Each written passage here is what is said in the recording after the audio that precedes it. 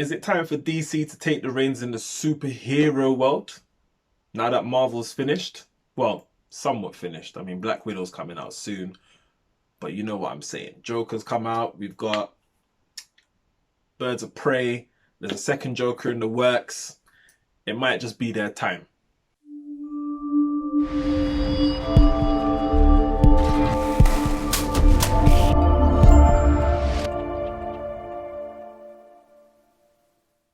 Birds of Prey from the DC universe, starring the beautiful Margot Robbie. She seems to be able to act in anything, whether it's a superhero film, whether it's a damsel in distress, whether it's set in the 1900s, or whether it's the 21st century. She seems to be getting it in.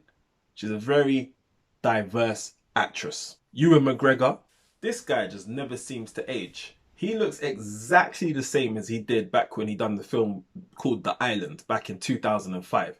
Whatever he's drinking, I need some of it. Mary Winstead, familiar face, but I can't remember what else she's been in. But she's starting to grow in Hollywood. Newcomer Ella J. Basco, never seen this little girl before, but to be fair, her performance was pretty impressive. So she might have a pretty good future ahead of her. And Journey Smollett-Bell. Never seen this actress before either. She's done all right. She's very athletic and she's wicked with the leg game. So now that we've got the cast out of the way, let's talk about the film. I really liked it. It was thoroughly enjoyable. It was comical. It had a good storyline, good timeline as well. I mean, it covered all of the unanswered questions, which is what I like. Sometimes I don't want to go to the cinema and overthink things, especially something that is comic book related. I feel like Harley Quinn's character was really good, was spot on, made light of every situation, fulfilled the shoes pretty comprehensively, I felt, without Joker. It's clear to me that DC definitely wanted to have fun with this film and not take it too seriously. I mean, the film that they just released, Joker, was a very serious film, tackled a lot of issues that are going on in today's world, whereas with this one, they completely flipped that on its head and just had fun with it. And it worked. It really worked. I felt like Margot Robbie done well with her acting in this film. As I said before, I've seen her in quite many different roles and she seems to fill them all very well. This one included. And the cast was pretty good as well in terms of how they gelled together. It worked very well. Ewan McGregor done his thing. He plays different roles pretty well. I didn't really like him in Doctor Sleep, to be fair, but again, I just didn't like the film, so I'm not going to put that down to his acting performance. However, I didn't notice anything outstanding in that film in terms of his acting performance. That's not me putting any shade on his craft, because he is a good actor. So hang tight, you. This is definitely a film not to be taken seriously. There are a few loose ends in this film in terms of things that just were way too far-fetched and quite unbelievable. But then I had to remind myself, wait, this is a comic book film. This is a DC film. So this kind of stuff is allowed. I'll give you a perfect example. Spoiler alert, just a small one. But one of the characters comes out and basically screams really loudly and it disarms a small army, let's say. And that's when I had to remember, yes, some of them have powers because this is the DC friggin' universe. So take it with a pinch of salt and let's move on. That's what I had to say to myself. I'm not telling you guys that. Don't forget to subscribe. Make sure you press that subscribe button. Greatly appreciated. Let's get back to the review.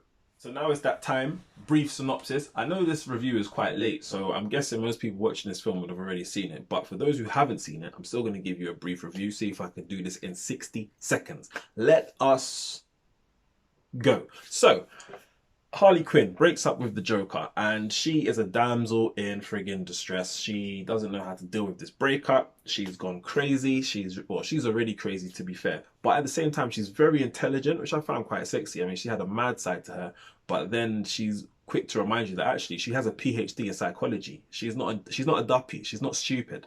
And she shows that sometimes with her interaction with some people, especially Ewan McGregor's character when she's first held captive.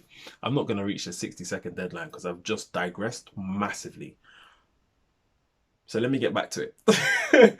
So yeah, she's running around the first 15 minutes, basically just causing havoc and trying to figure out how she can get over the Joker. She is using his name. She's untouchable in Gotham City. Untouchable because everyone still thinks she's with the Joker. And then one day she's like, I've had enough of this. I'm ready to go out on my own 2 feet. So she decides to do a massive statement of intent, to which basically alerts the entire city that they have broken up. What she does not realize is the entire city, including the police department, hates her and wants her dead.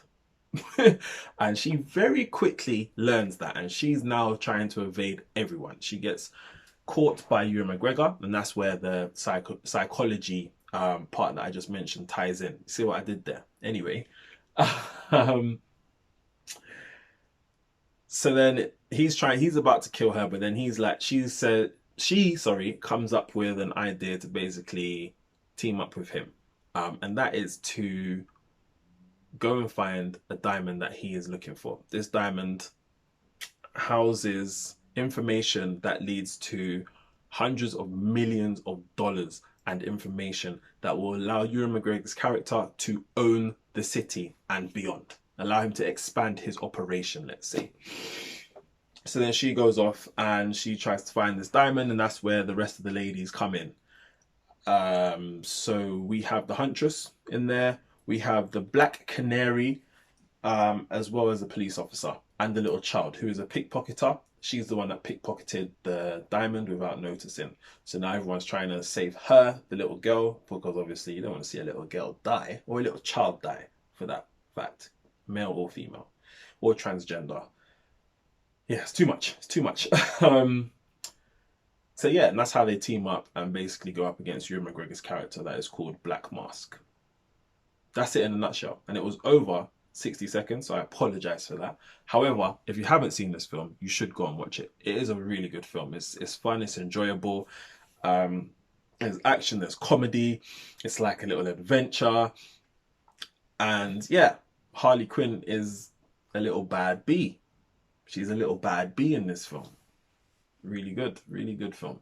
I'm going to give it, what am I going to give it? I'm going to give it 3.75 out of 5, I think. I think that's a fair score. I wasn't blown away by it, but at the same time, it was a really good film. What I would love to know is what's next. I mean, Joker has just come out, and Joker is considerably older than Harley Quinn. And the timelines wouldn't match up anyway. So I'm intrigued to see what DC is going to do with this, because both of them, I'm guessing, will be or are hugely profitable. There needs to be a follow-up from them. And they somewhat, in case they lose the audience, they need to marry up. So time will tell. Hopefully they have some really smart storytellers and script writers. Hopefully not the guys from, you know, their previous films, because let's be honest, DC was poor a couple years ago. Poor. When you compare it to the Marvel, I mean, Marvel script writers were on job. On job. Anyway, it was a really good film. So yeah, go and watch that this weekend, guys. Or if this comes out after the weekend, go and watch it the following weekend. Or Meerkat Wednesdays. Yeah, it's up to you.